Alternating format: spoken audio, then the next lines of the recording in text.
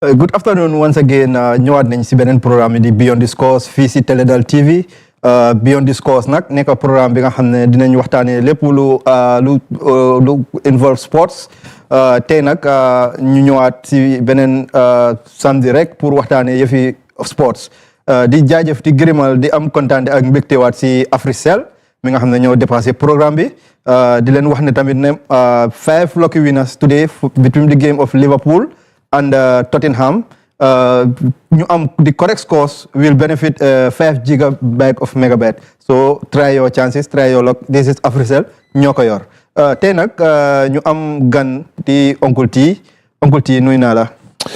waaw jërëjëf Ousmane Gueye jërëjëf mbokk yi nga xam ne yéen a ngi janoo ak Teledal TV. tamit waaw surtout si julli bi. waaw si julli bi $1,000. loolu kay Uncle T julli bi sa julli neex na ko. julli neex na de te julli bi sax jotagut jotagut balaa julli bi. so every day yaa ngi gagné $1,000. waaw loolu dépasse la de. waaw loolu kay dama dépasse rek loolu kay dépasse la.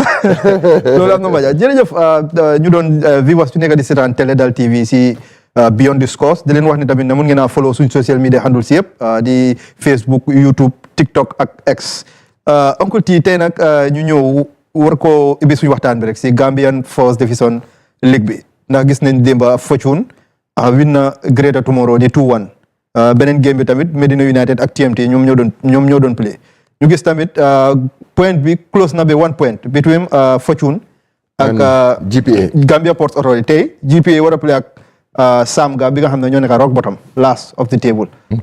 lan nga expect si Gambia Ports Authority Uncle T. well first of all dinañ wax ne the truth is that ñu ngi gis first division bi like the competition is really very stiff. Fortune Demba grabbing at 3 points and closing the gap.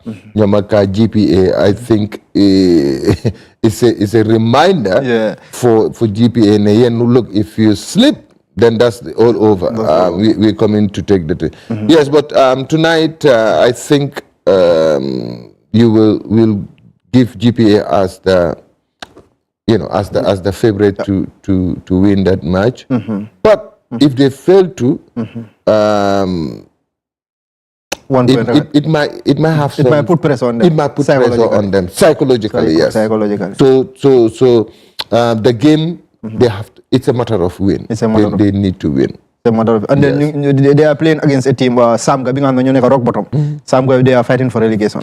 Yes. So it's not going to be an easy ride because they're going to fire all their cylinders just to make sure they gain that danger zone to somewhere that is a bit comfortable. So obviously they're going to make GPA really run forward and work very hard if they have to win that game. They work very hard. Yes. The reigning champions tamit Real de Banjul they are playing against Hearts. ñu ngi away ñu ngi play against Hearts. Though time bi in the past 3-4 years daf leen daan fekk ñu ngi lead ci kaw. But this time ñu ngi struggle to lead ci kaw. Te tey ñu ngi play against Hearts. Hearts bi nga xam ne ñoo nekk taat ci ligue bi.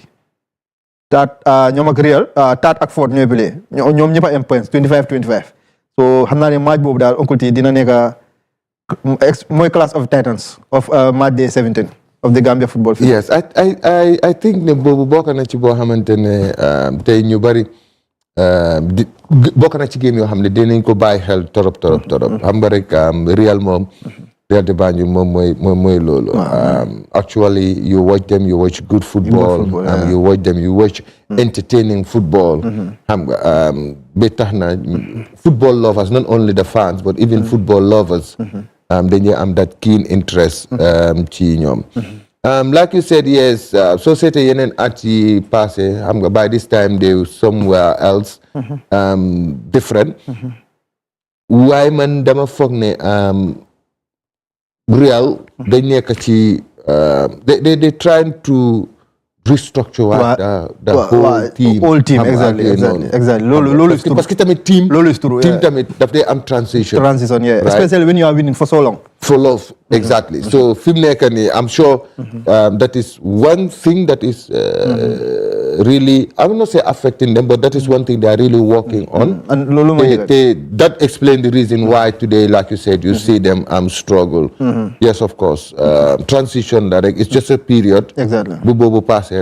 Definitely they will come back to their form.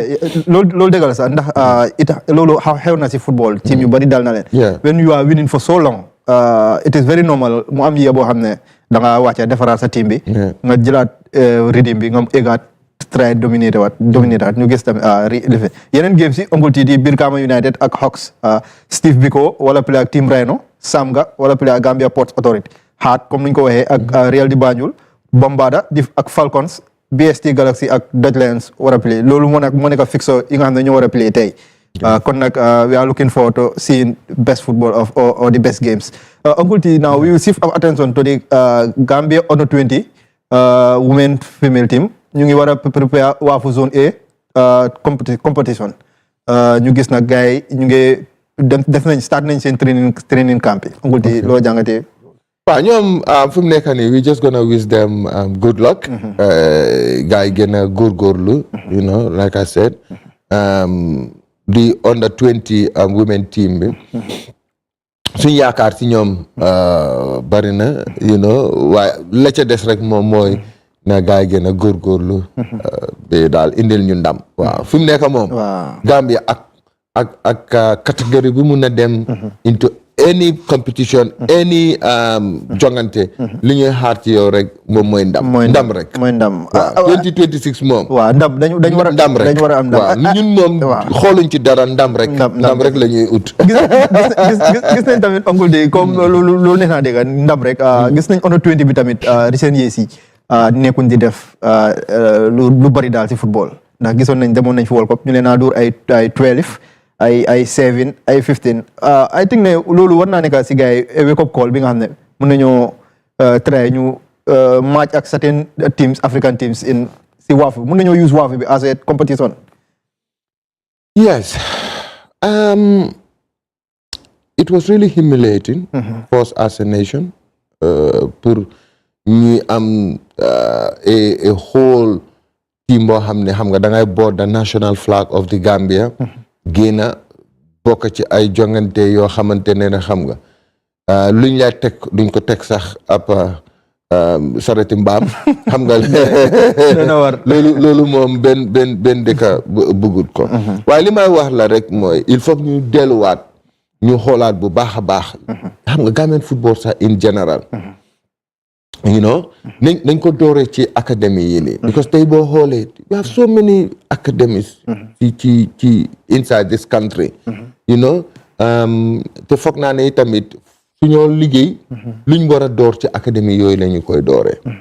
xam nga jàppale leen xool naka lañ leen a gën a dooleel in terms of seen structure, in terms of xam nga even the jàngal leen. Expose them, you know, try to create as much competition within that level as possible. Because football tamit, the more I compete, the better it is for you. You understand? So you them from that level to, you know, another level. Why il faut ñu starté ko tam fi nga xam ne mooy ca this academy si nii. man dama dee wax ne even the national team. bu nawetaan team si baaxee. national team mun na cee baax. bu divisional team si baaxee. national team bi dina baax. waaye su fekkee ne académie yi baaxuñ. nawetaan bi baaxul. divisional team bi baaxul. ak bépp national team boo fi mun a form du mun a baax. loolu dégg nga wér la Uncle T di grassroots football. maanaam su ma déggee daal grassroots foofu rek la war a starté. parce que duñ yaakaaree ne ok suñ professional players yi nga xam ne ñoom ñoo nekk bitim réew ak ñooñu. si ñooñu la ñoo rely completely ak yooyu noonu. sometimes it doesn't work that way. because homegrown players yi tamit. dañ am solo trop ci team bi te dañ am solo trop when we go for competitions. honestly. waaw baax na nag ñu am international players yi as much as possible. but let us not forget homegrown players yi tamit nañ leen jox seen gëdd nañ leen gën a jàppale gën leen a dooleel parce que dañ am solo trop in any competition boo xamante ne Gambie ñu ngi ko def foog naa ne loolu tamit doon na loo xam ne dañ ko war a bàyyi xel. Uncle T lu mu wax rek mooy dëgg réew boo gis grâce au football foofu la moo starté ñu jël exemple suñ néeboo si rek di Sénégal seen grâce au football moo baax moom moo waral tey professional football yu nekk di produce di dominate African football because all that comme ni ko Uncle T waxee rek grassroots football bi moo baax. grassroots football bi la. waaw grassroots football. waaye xam nga ñun moom. ñun nga baal ma rek. léeg-léeg man dama dee wax ne ñun dañuy xëy rek bëgg a lépp sotti. waaw bëgg a lépp sotti waaw loolu dëgg la. moom moo tax fu ñuy teg suñu bët rek. mooy tey soo seetee suñu football. it's all about international player. Gambia dafa dem ba nga xam ne soo nekkul international player xam nga pour sax pour ñu profile la sax. it's difficult no that's true. loolu dëgg la non la ma teel. lu waral loolu Uncle T. non nañ dox ci complexe la xaw ma. o benn mentalité la boo xam ne ñun day foog ne. pour suñ national team bi mun a dem to any level. mooy foog ñu wéeru rek. ci international players. No, and things don't work like that. Man loolu laa gëm. Booy tey soo génnoon nga def sa benn sauvé. nga laaj Gambian si. local based players yi nga xam ne ñu ngi si suñ team. si Scorpion. They cannot tell you. kenn xamul leen. because nobody even profile them. te dafa am solo. ñu leen di topp ñu leen di profile. xam nga ñu leen di brand. loolu dëgg la dafa am solo. am nañ booy yu baax yu mun a. play football booy yu mun a football. mun a play football mun a score goal. Do you know that some of our so-called international players yi nga xam ne ñu ngi foofu noonu. alhamdulilah rabbil alamin. Yes, because they have the opportunity. They have the opportunity. The thing is ñu ngi leen di gën a ñaanal. waaye booy. am na booy yi nekk fii ñoo leen daaxa football junne yoon. That is 100% true. 100%. dafa nekk rek ne homegrown players yooyu noonu dañ amul opportunity bi nga xam ne moom la suñ international li fii nii am. so kon suñ homegrown players yi tamit. local players yi sometimes we call them nañ leen dooleel man. Exactly. No, I'm telling you booy yu mun a football ñoo fi nekk. loolooy dëgg. booy yu am talent. loolooy dëgg. but the problem is because xëy na amuñ the opportunity xam nga to be exposed amuñ opportunity bi to play in other bigger leagues amuñ opportunity to play in very competitive leagues yes because so play international daf dee bokk nag xam nga dafay tax nga gën a xarañ dafay tax nga gën a xarañ ak yooyu noonu because dañ koy gis waaye nag bu ñu fàtte luñ nga xam ne moom la ñu fa am ñooñu tamit nañ leen gën a dooleel right nañ leen gën a dooleel parce que noonu rek la ñuy mun a def pour ñoom itam ñu mun a maaga waaw so local players home based players let's brand them together. Brand them, exactly. And let's profile them. Let's brand them. And then it's high time Uncle T ñuy put bu dee benn la ñaar la di leen dugal si national team bi. Yes, of course. I think it will help them. Yes, of course. ñaar bi ñetta yow baax na ba pare dañu war a am enough local players si biir national team. Yeah, of course. National team, yeah. boo xam ne tamit nañ leen mën a jox seen chance. Yeah. Thank you very much Uncle T ñoo ko déggandoor Uncle T lu mu wax daan loolu is the hard truth loolu is the truth loolu mooy dëgg bi. I think it's high time Gambia Football Federation ñu commencé di consider local players yu nekk si Gambia because some of them am nañ mun nañoo play for the national team. Uncle T suñ jógee foofu rek ba tey dañoo des di Sénégambian derby bi. xam na ne on the 31st Gambia mu ngi war a play ak Sénégal ñu gis Sénégal 31st match ñu gis Sénégal seen FA bi release ticket prices yi no Gambia Sénégal seen game bi noo ko jàngatee doo test match la waaye xam naa ne dina safkaane daal. non dina safkaane. waaw. dina safal bépp aboo ci xalaat. and dama foog ne dafa ñëw sax si waxtoom. parce que tamit Gambia baax na. pour ñu am more friendly games. you know especially within the sub-region. Yeah. Understand na. ay ñoom Mali ay ñoom Sénégal Guinée Conakry Guinée Bissau Ghana Nigeria you know dëkk yooyu noonu am competition ko li ma la na mooy the more competition nga dem into the more test games nga am you know the better it is for the team. You understand parce que it prepares you a whole lot of things parce que tey suñ test match bi against Sénégal right dina am lu mu expose dina expose the negative part of our team but yes of course dina expose tamit the positive part of it the positive part of it mooy if you play very well against them yes of course it will show the talent it will show what we are made up of waaye am na ni ñu gaay tamit di duma yi tamit dina ñu woon where our weaknesses are and you know what needs to be done to take care of all those things. xam nga loolu yëpp so the more like I said the more test matches you have the better it is for the team. So we are looking up to that te xam naa ne xëy na bu ñu génnee ci weeru koor bi because this friendly game pigut that hype. Yeah. You know what I mean. xëy na tamit sil ñu sant si la yeeg fiise yeeg xam nga bu koor ñëwee moom mooy loolu waaye we hope ne once ñu génn ci koor gi the next 10 days yu ñoo am ni dinañ build the hype of this Senegambia derby and then possibly yes war nañoo mën a organize more of this supporters support war nañoo mën a mobilize ñu mobilize leen ñu dem mun a support suñ gars yi because yes, it's a friendly game, but it's a very important game. And then derby la tamit. I'm telling you, it's a very important game. So you never know. The companies, corporate bodies say, let's put our heads together and then see how we can ferry some of the fans to go and watch the game. And I mean, of course, cheer up the boys as well. Cheer up the boys as well. ñoo ko déggandor di ñaanal Scorpions nag si game boobu ndam ndax ñu góorgóorlu daal ndax because gis nañ ne suñ record si suñ recent record si against Sénégal Ogulti taxut a baax noonu. waaye mën nañoo jël game boobu rek. est-ce que ñaan daf dee dox ci football. football amul yëfi yàlla Ogulti de soo amul yëfi yàlla. dama laaj ñu ngi leen di ñaanal ñu ngi leen di ñaan. yàlla yaakaar nañoo ñaan de Ogulti. time is zone 2. gars ñu ngi ñaan rek. non parce que sometimes non because li xam mooy Afrique mi ci boppam moo gëm ñaan. waaw dañ gëm ñaan de ñaan te doo góorgóorlu. ñaan te doo góorgóorlu. Ogulti kon dañoo ñaanoo rek dem break su ñu demee break su ñëwee nag ñu def European round up si ñu gis lu xew si Champions League bi ak yeneen games yi yeneen league si ndax gis ne ay surprising package yu bari xapoon nañ si Champions League bi kon dañ dem break bu gàtt rek ñëwaatee ñu continuer. Every time you buy credit or data, that's a speed and win waiting on your My Africell app. 50 megabytes, 100 megabytes, 5 gigabytes of internet data. Si tanga. Credit or data purchases, spin and win rec. Africell and Afrimoney, where loyalty pays and the fun never fades.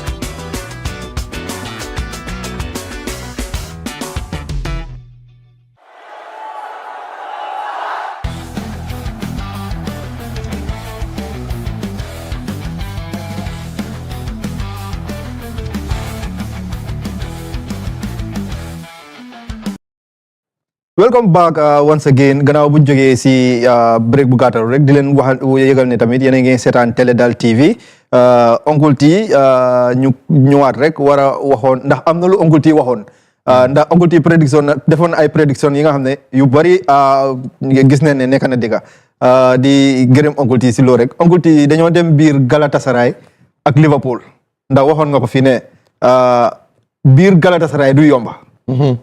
gis nañ game bi nu mu ene Uncle T loolu noo jàngatee Liverpool Galatasaray.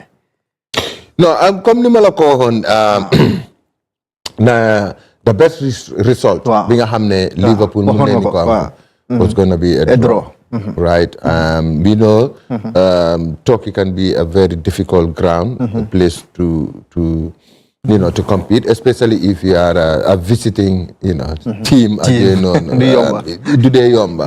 And that day we've seen it. But like I said, definitely Galatasaray. That day they come up with a very good game. Very good game. That's true. From the beginning to the end, they push. Parce que leen rek la gaa gisoon rek moom mooy win rek. So they ran up to the last minute. And it really paid dividend. Yeah, it paid. Yeah. So for me, it was not a surprising result. It was not a surprise. No, it wasn't. Yeah, lolu ko xam Galatasaray xam seen recent history. Xam nga ne lolu is not a surprise. No, second leg am nga hope si Liverpool. Inside Liverpool. Despite one nil lead. To be true, pressure bi mu ngi seen kaw. Right, because of the one goal deficit, bi nga xam ne moo nekk seen diggante. So whether they like it or not, there's going to be a lot of pressure on them, right?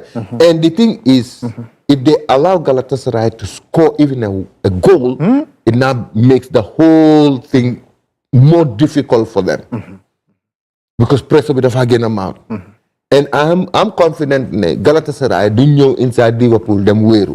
Because you do that, Liverpool will bury you. They will bury you. Yes. Inside Liverpool. So dañoo ñëw play seen game. And in the process, Liverpool should make sure ne these people don't score. And xam na ne tam ne Uncle T Liverpool seen stadium xam na ne is a very very moom tamit noisy ground. Yes. Waaw loolu xam So they have this support because inside Anfield Liverpool beneen team that's true. So we hope that it's going to be a very mouth-watering encounter parce que it's going to be another do or die. Parce que foofu noonu ku win rek yow yaay jàlla and yes, wax nañ ne Liverpool will still be under pressure. Yes, even if they don't acknowledge or admit that they would be under pressure, but that is the truth. That's the truth. But the thing is, because they're playing at their home ground and knowing that the spirit of the fans around Liverpool is just something else. So, like I said, we are expecting to see a mouth-watering encounter. Yes. Uncle T ñoo ko déggandoor lu Uncle T wax Uncle T léegi ba tey dañoo des ci Champions League rek. They say this team Bodo Glimt. Yellow Boys. Kenn xamul ñooñu fan lañ jóge. Door nañ Man City biir Bodo Glimt. Oh yes, of course. Door Inter Milan biir Bodo Glimt. Door Sporting recently 3-0. And then the funniest thing is they score goals. They score. Team yëpp 3 lañ leen door. They score 3-1 3-1 3-0. They score goals. Uncle T Bodo Glimt. Believe la wala lan leen teg fii. Man soo ma laajee. For me, they're just like the biggest surprise package of the champions. 100%. 100%. I agree. Champions League. No, parce que game bu ñëw. ñu ne dañoo toog. Bodo Glimt dañ laa surprise. They surprise the entire football fraternity. To be honest with you. I'm telling you. Loolu is true. Loolu is true. Because giants la ñoo slay. They are giant slayers. That's a good one. And they do it mercilessly. And then duñ dee defend. No. Nekkul ne dañoo wéeru ragaluñ kenn. Déedéet. Dañoo ñëw dox sa kaw win la. They will outplay you and they will win. Dañ laa outplay ba pare dañ laa win. So moo tax pour ñoom they're the surprise package. To be honest. And of course, and now they are a force to be reckoned with because the thing is, you will not consider them underdogs. No. If you're supposed to meet them, you have to do your homework and then you have to have a very good game plan. If not, they will end up humiliating you, no matter who you are. No matter who you are. That's a good one. Oh, yes, of course. Yeah. Because Bodo Glimt, they are so in surprise. Comme ko Uncle T waxee rek ragaluñ kenn nekkul team bi nga xam ne dañoo taxaw defend. Soo xoolee seen games dañoo play good football, quality football la ñoo play te dañoo score good goals. Uncle T suñ jógee foofu nag léegi ñu dem si Real Madrid Man City ñu gis ñu bëre Man City alive. Goal bi jógee si ki nga xam ne unfamiliar hero. Kenn expect ne dina score mu ñëw score hat-trick. Valverde nekk first hat-trick am for Real Madrid. Yes, because for a very very long time, everybody expect ne City. Yes. Man moom City. Even from our last discussion, ñëpp dañ waxoon ne City. If you don't have the likes of Mbappe coming back, and of course some of the injured players, probably it will be a game over for them. For Real Madrid, yeah. But what we've seen was just a complete movie. Exactly. I would say that's a Saturday night family movie. Exactly. Because liñ doon xaar ak li ñëw xew. It's quite different. Man, to be honest, I was very surprised. For me, yes, of course, I was. Wow. I was. But the thing is, from the set go, Real Madrid mayuñ City fu ñooke. Loolu dëgg la. And when I was watching the game, one of my son said, "Daddy, do you know Real Madrid, they can be very bad when it comes to the La Liga. Minima wa su ñëwé Champions League, ñu ne ma menale different team because that their Champions League mentality. Okay. They have the best mentality. That is another phenomenon. Bobu benen level. La. And definitely yes. They've shown that on Wednesday. To be honest. Wow. Ndax gis nga ñuy second leg bi Man City di tontaay. Ndax loolu gis nga ko Uncle T. For Man City to come back? To come back 3-0. That might be a Herculean task. Wow. Mun na help because this is the world of football, but the tendency, the chances of that happening will definitely be a miracle. It will definitely be a miracle. Wow. Because even at that time, we expect, the likes of Mbappe to be back, and you never know. Yeah, because it's football. I mean, Man City, they have. I'm not believe, especially Pep. They are going to try. They will try. But let's wait and see how the game will end. But considering Mbappe suñuate, I think it will be hard for Man City. It will be hard. Like I said, it will be a Herculean task for them to overturn the entire results to their favor. Right? It might be difficult. Because inside City, pour nga muna stop Real ne don't score, the tendency is very narrow. Yeah, very narrow. Yeah. And the more they score goals, aggregates it dafa gëna high. And that makes it even more difficult. Because the tendency, one man inside City do len door. But the thing is whether they can stop Real Madrid from scoring. That's the big question. That's the big question. Yeah. Right? And then consider City tamit sen gannaaw bi dañ vulnerable trop at the back. They always concede. They always concede. They score, but at the same time. They concede. Thank you, Uncle T. Thank you once again. Dinañ shift léegi rek dem si Premier League bi gannaaw bu jógee si Champions League bi. Ñu gis games yi yu war a happen Saturday tey. Burnley will play Bournemouth. Sunderland will play Brighton of Yankuba Minteh. Arsenal will play Everton. Chelsea dinañ play Newcastle. West Ham dinañ play Man City. Di game bu ñu waxtaanee rek mooy Arsenal Everton. Everton nag nekk team bi nga xam ne they want European football. ñu ngi play ak Arsenal nag bi nga xam ne I think ne Arsenal they will come in today's game with fatigue. Considering FA Cup game bu gaay play ak Champions Everton ñoom play wuñ since last week.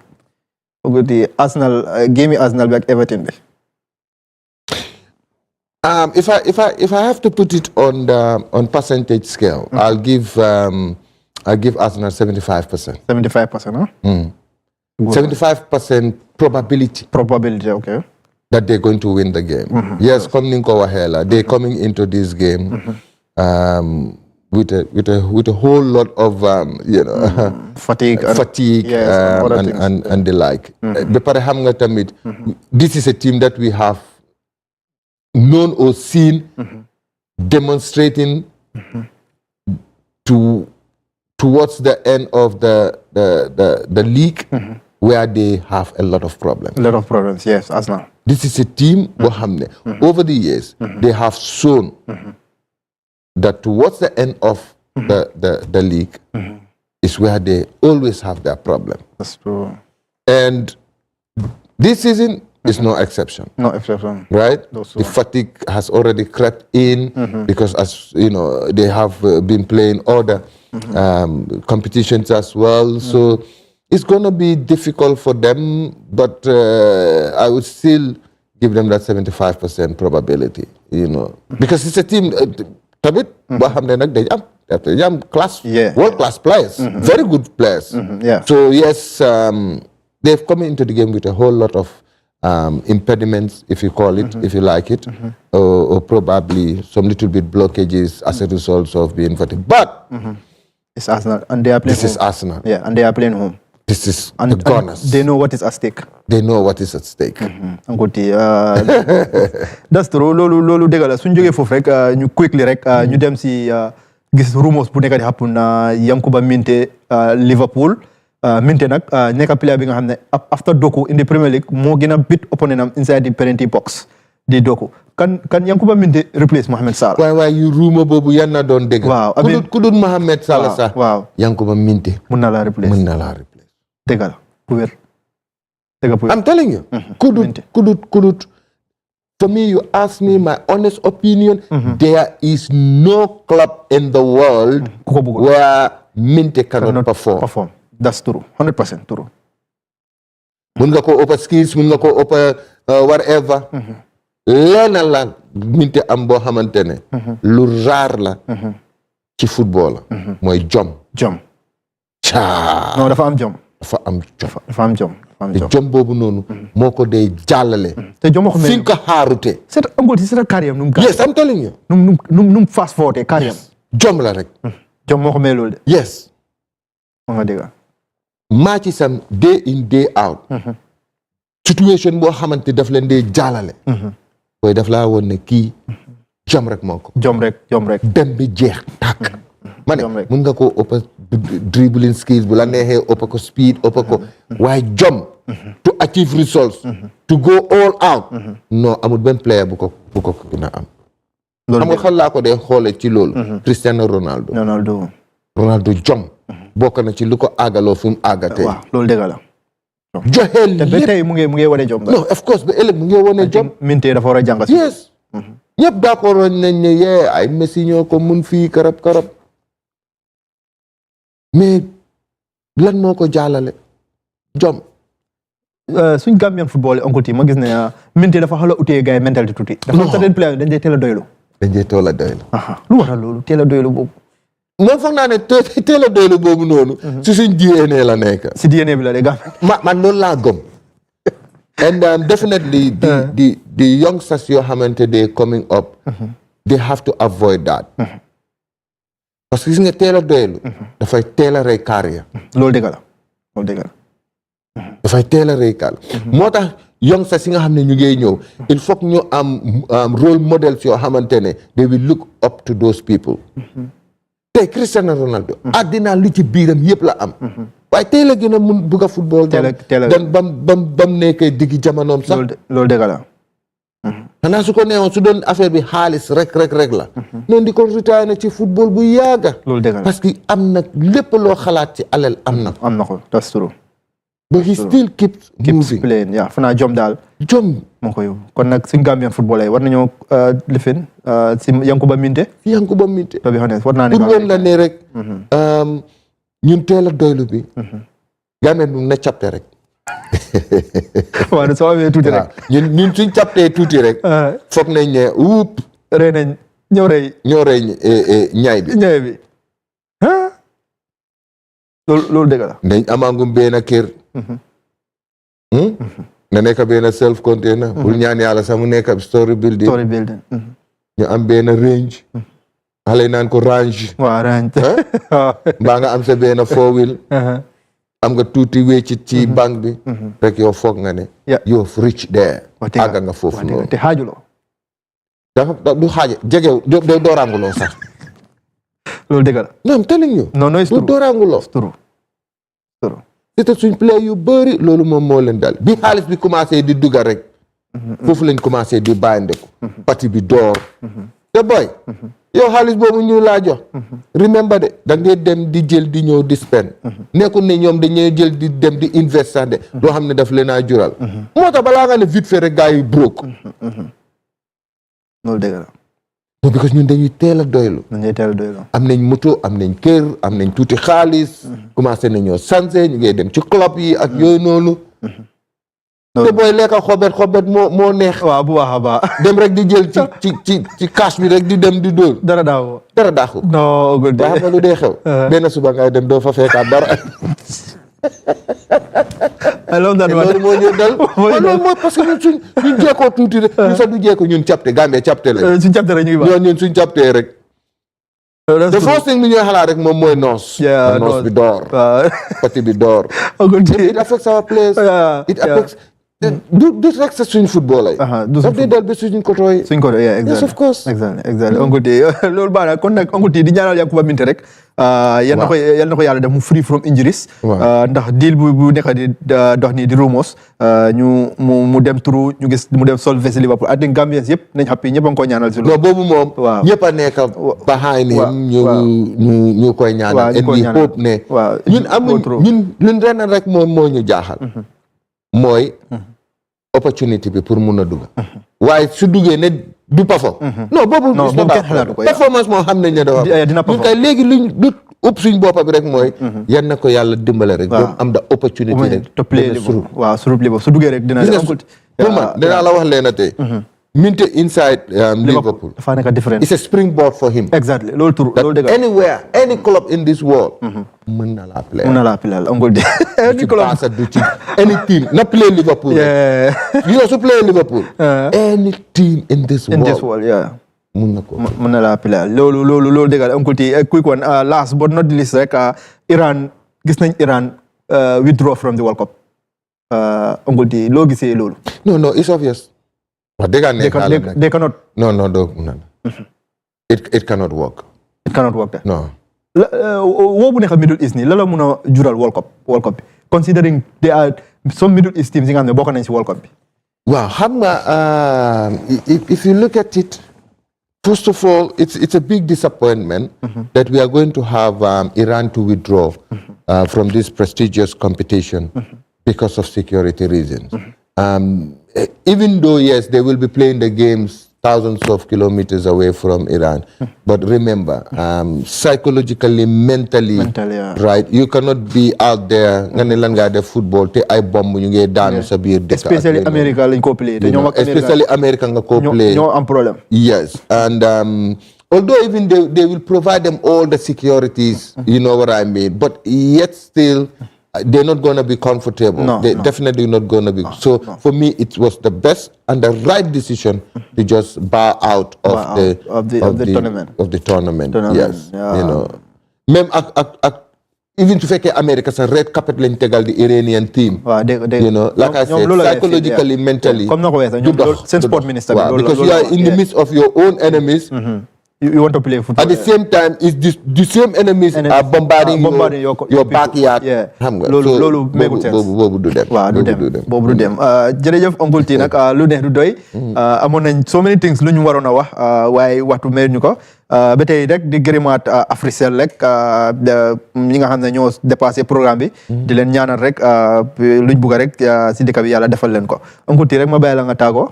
Waaw li ñoo tàggoo rek mooy on the 31st, then make sure Teledal. Make sure we go watch the game. Gambia, Senegal.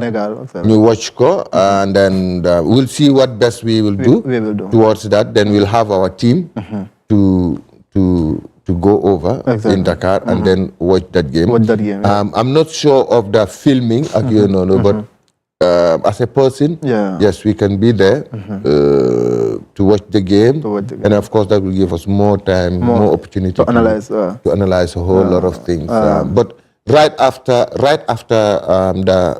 the feast, we will work towards that. Of course, with in collaboration with the Gambia Football Federation to see the possibility of how to cover that particular game. Yes, with the support of Africell, yes, we can make it happen. Di gërëm ñëpp sant ñëpp rawatina ñi nga xam ne ñooy sa backroom team bi from the VMix MCR to the studio, the sound operators to your producers, and of course to Mikael, who's been taking care of logistics and everything. On that note, we want to say thank you very much for having us. On that note, jërëjëf Uncle T si tàggoo bi rek ak si xibaar boobu rek di gërëm comme na ko waxee rek Badi Happy Faye di xariti jànxay man noonu laa ko dee ooyee. non waaye nag si taay imam la na xam nga ñu ci weeru koor. du benn imam Uncle T Badi boobu noonu Badi Happy Faye très nga ci dégg nga di gërëm maak rek nekk ci studio bi. si taay moom mu ngi ci wir dëggee. waaw guddi naa fi la loolu weeru koor bi rek la Uncle T su weeru koor di passé mu dem feneen waa di fay di gërëm maak di gërëm Mikel rek ñoom Bakary Sekou Ba rek Ousmane Faye bi nga xam ne moo ñu doon dibale si pictures yi lii la lañ waxtu amaloon lii la lañ mayoon si Teledal TV di leen wax ne rek stay tuned ngeen enjoy yeneen programmes more sports more programmes to come. Thank you so much.